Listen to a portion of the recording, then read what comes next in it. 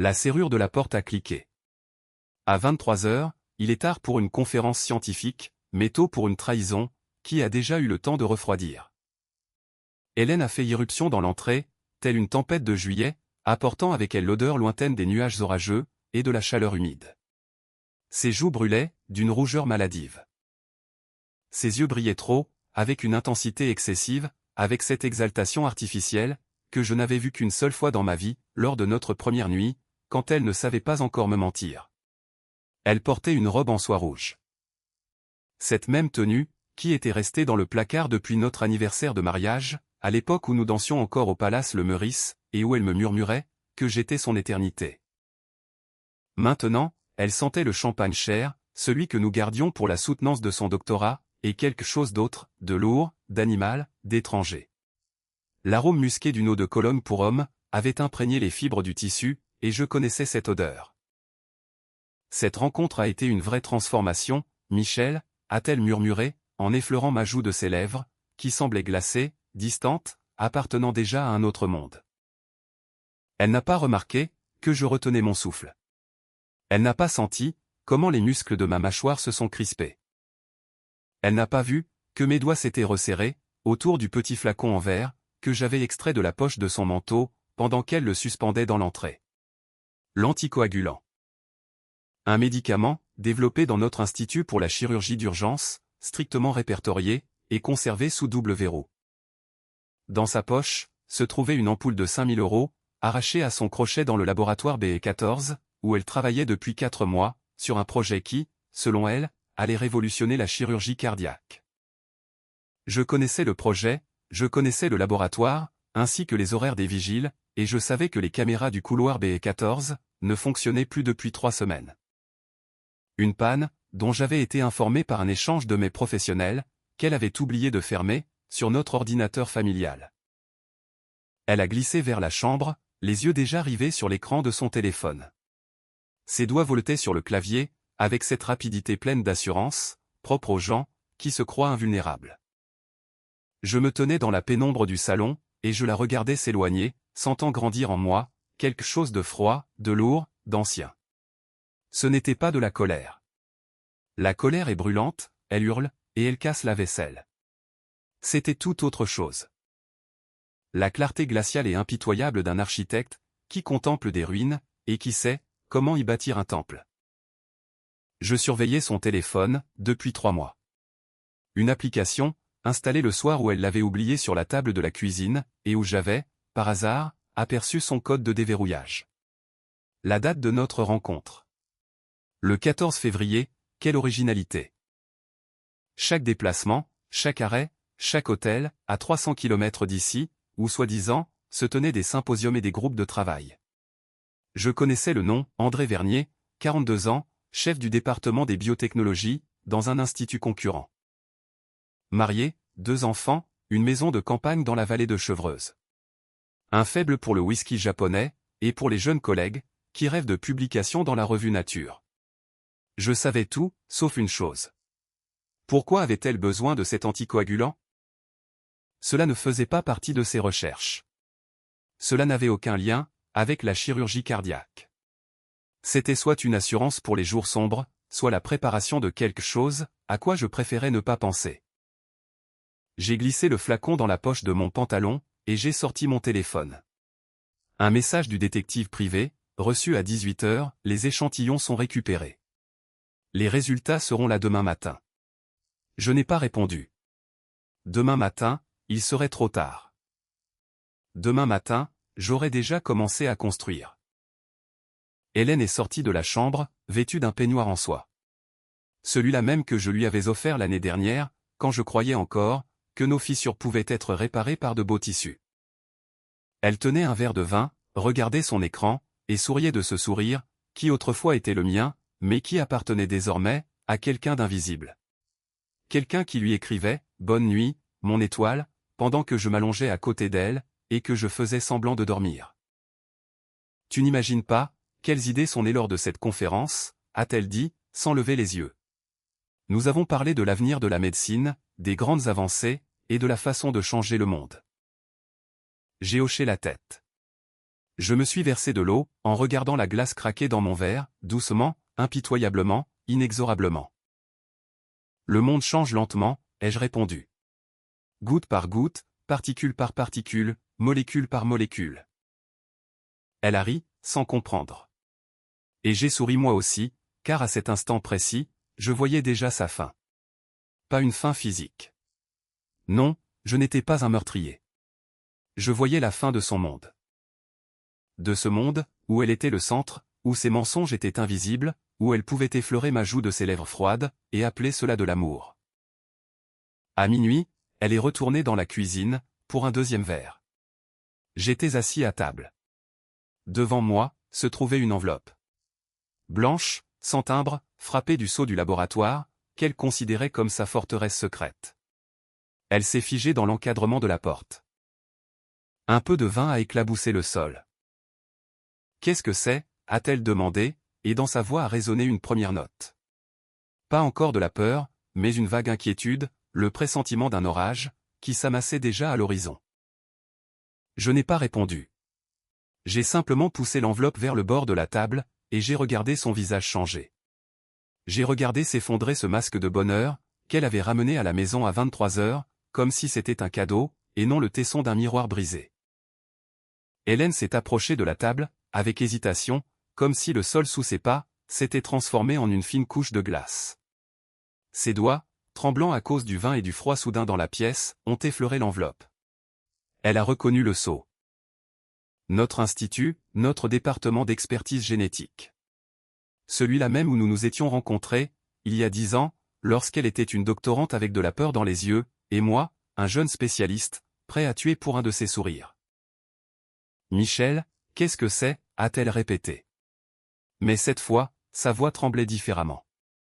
Non pas à cause de l'émotion, mais à cause de quelque chose de primitif, d'animal. Ce que ressent une proie, quand elle flaire l'odeur du sang. Je suis resté silencieux, laissant le silence s'étendre, remplir l'espace entre nous, pour devenir une troisième présence dans la pièce, lourde, haletante, impatiente. Elle a déchiré l'enveloppe. Les feuilles de papier ont glissé sur la table. Blanche, impitoyable, couverte de tableaux et de chiffres, qu'elle comprenait plus vite que n'importe qui d'autre dans cette ville. Une analyse génétique. 2 échantillons, son ADN, et l'ADN d'un homme, dont elle n'avait jamais prononcé le nom à voix haute, en ma présence. Et entre les deux, une probabilité de parenté de 99,49%. Un fœtus de 3 semaines. La date de conception coïncidait avec ce symposium à Lyon, où elle était censée présenter notre rapport commun. Alors qu'en réalité, elle était allongée dans une chambre de l'hôtel Sofitel, avec André Vernier, pendant que je montais sa présentation jusqu'à 3 heures du matin, persuadée de soutenir la carrière de la femme que j'aimais. Son visage a tellement pâli, que sa robe rouge, restée sur le dos d'une chaise dans la chambre, aurait pu ressembler à une tache de sang. C'est impossible, a-t-elle chuchoté. Mais même dans ce murmure, j'ai entendu le mensonge. Pas de la surprise, pas du déni, mais du calcul. Une tentative de comprendre ce que je savais, jusqu'où j'étais allé, et ce que je cachais encore dans ma manche. J'ai ouvert mon ordinateur portable. L'écran a éclairé son visage d'une lumière d'un bleu cadavérique, et sous cette lumière, elle paraissait vieille, amaigrie, étrangère. Le dossier, archive. Un nom ironique, pour ce qui allait devenir son tombeau. 3 ans. 317 messages, sauvegardés depuis son téléphone, depuis sa tablette, et depuis son espace de stockage en ligne, dont elle avait noté le mot de passe dans un carnet, sous le nom de code « recette de grand-mère ». Je faisais défiler les pages lentement, savourant chaque micro-expression sur son visage, la reconnaissance, la panique, le désespoir. Mon étoile, tes bras me manquent. Demain même chambre, ne sois pas en retard. Il ne remarque rien. Il est aveugle. Michel est quelqu'un de bien, mais les gens bien n'écrivent pas l'histoire. C'est toi mon histoire, André. Je lisais à haute voix. D'une voix neutre, comme un présentateur du journal télévisé, annonçant la météo dans un pays étranger.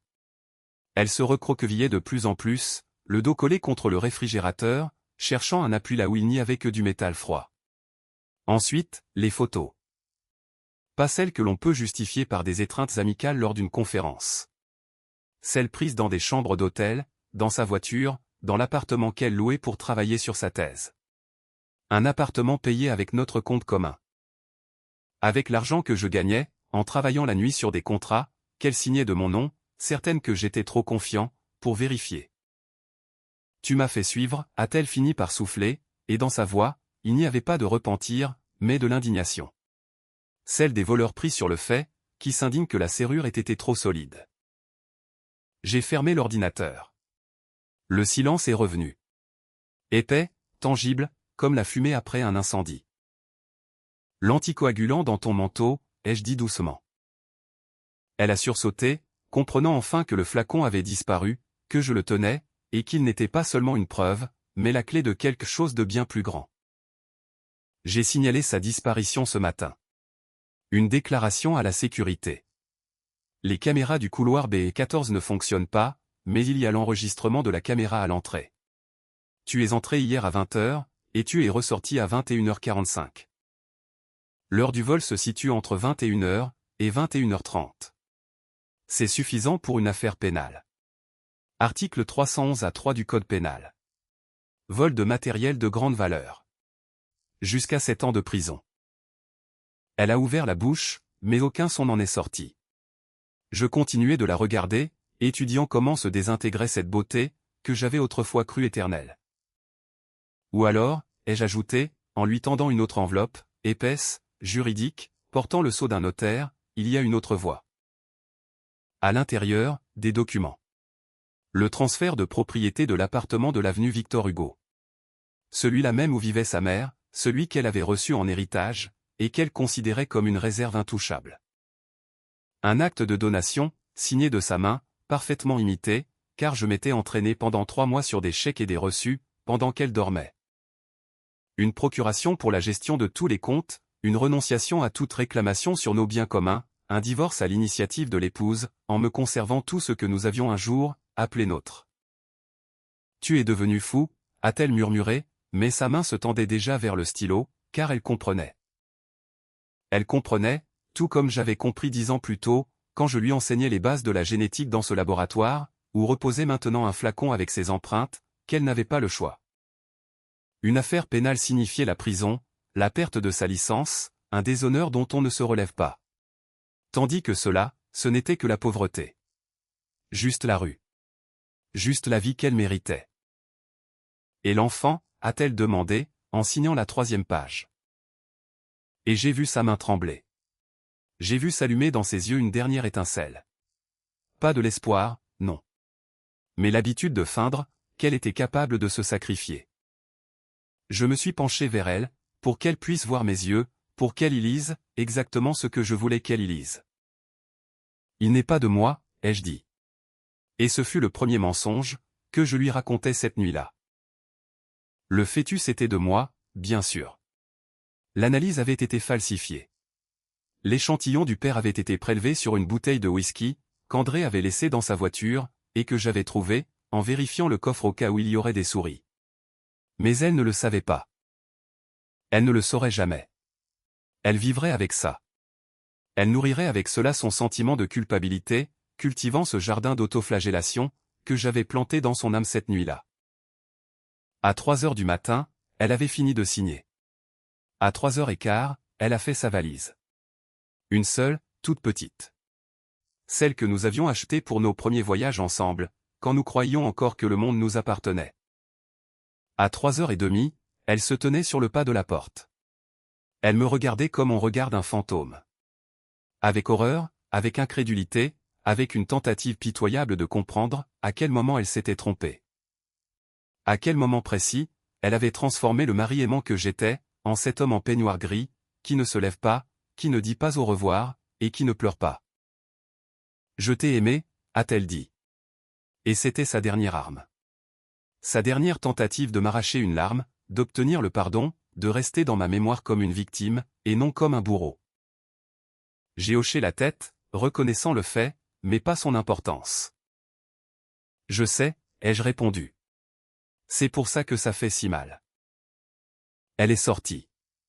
La porte s'est refermée doucement, presque avec précaution, comme si elle avait peur de réveiller les voisins. Je suis resté seul dans l'appartement, qui était désormais uniquement le mien.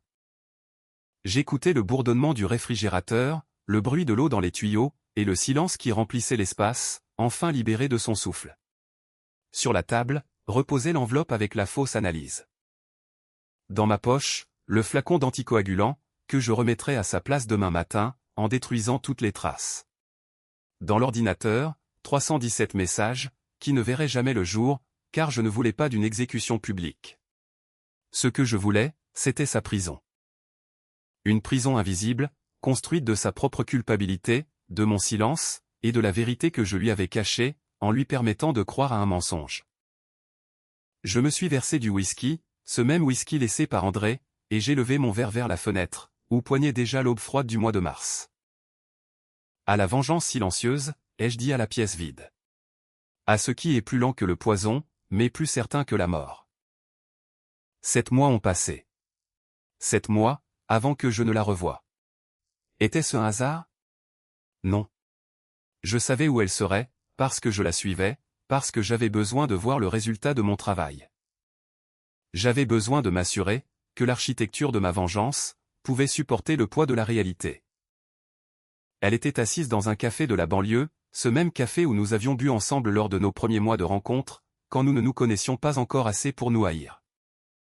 Maintenant, c'était un établissement minable, avec des nappes délavées, et une odeur de cigarette bon marché, qui perçait malgré l'interdiction de fumer. Hélène avait l'air différente. Pas plus vieille, non. Mais effacée, comme une photographie restée trop longtemps au soleil. Ses cheveux, qu'elle n'avait jamais teints, étaient devenus d'un châtain terne, avec des mèches grises sur les tempes. Ses mains, autrefois si soignées, étaient sèches, les ongles rongés. Elle buvait un thé, et je savais qu'elle ne le buvait que par manque d'argent pour un café. Elle regardait par la fenêtre, les voitures passaient, ces voitures dans lesquelles elle ne s'assiérait plus jamais. Je me suis assis à la table voisine, dos à elle, mais de façon à voir son reflet dans le miroir, derrière le comptoir du bar. Elle ne m'a pas reconnu. Ou bien, elle a fait semblant de ne pas me reconnaître. Car me reconnaître aurait signifié une collision avec le passé. Et le passé, pour elle, était désormais une blessure, qu'elle essayait de soigner par l'oubli. Je connaissais son histoire. Je la connaissais, parce que je la surveillais, parce qu'il fallait que je sache.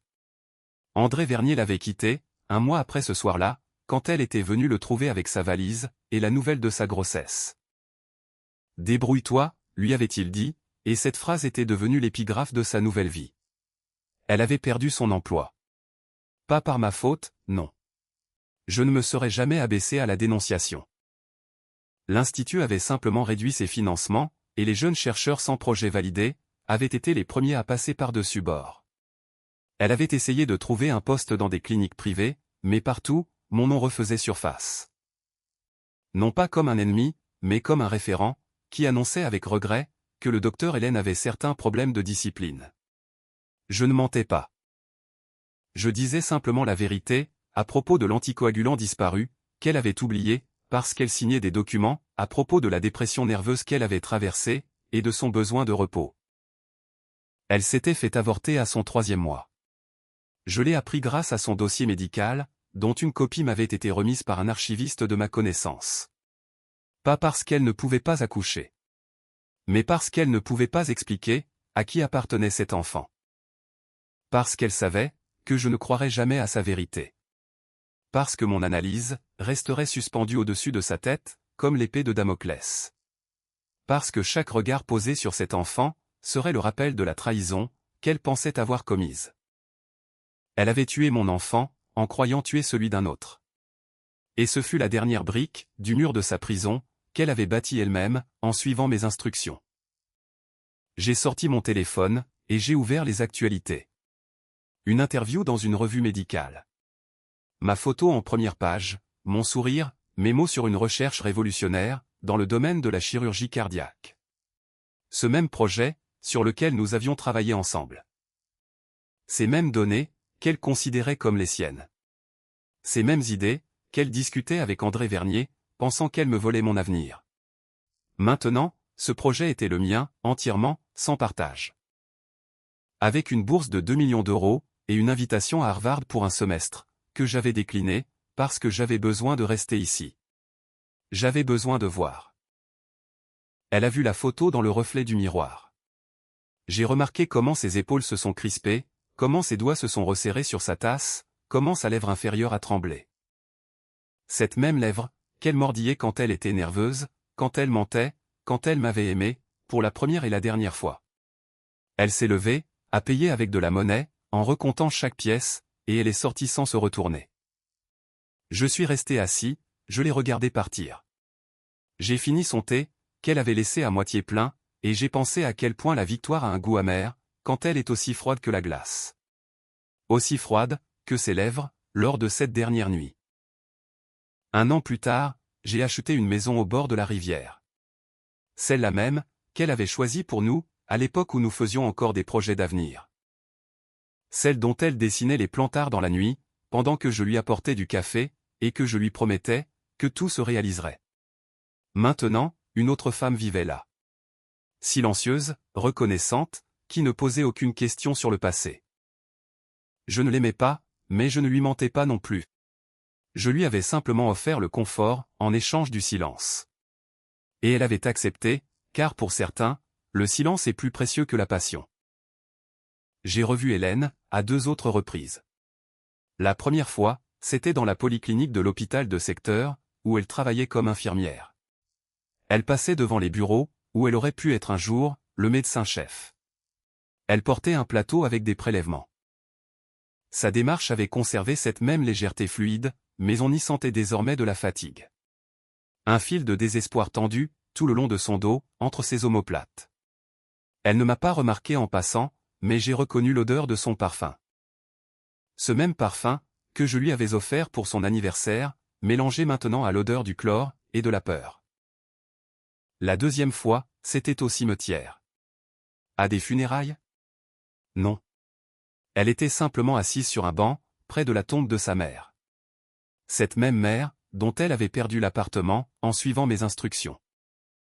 Je passais en voiture, sur cette nouvelle route coûteuse, dont elle avait tant rêvé. Je me suis arrêté, sans sortir de la voiture, en la regardant simplement à travers la vitre teintée. Elle tenait quelque chose de blanc dans ses mains, une photographie. J'ai reconnu notre photo de mariage, la seule qu'elle avait dû cacher, en préparant ses affaires. Elle l'a regardée longuement, puis elle l'a serrée contre sa poitrine, et elle s'est mise à pleurer. Sans bruit, de façon convulsive. Comme pleurent ceux, qui ont pris l'habitude de pleurer dans la solitude. Je ne suis pas sorti, je ne lui ai pas pardonné. J'ai simplement allumé le moteur, et je suis parti. Je l'ai laissé avec sa photo. Je l'ai laissé avec sa vérité, qu'elle ne pourra jamais vérifier. Avec sa culpabilité, qu'elle ne pourra jamais effacer. Car le pardon est aussi un lien. C'est un fil, qui relie la victime, à son bourreau. Et moi, je voulais n'être pour elle, qu'un immense vide. Une absence totale.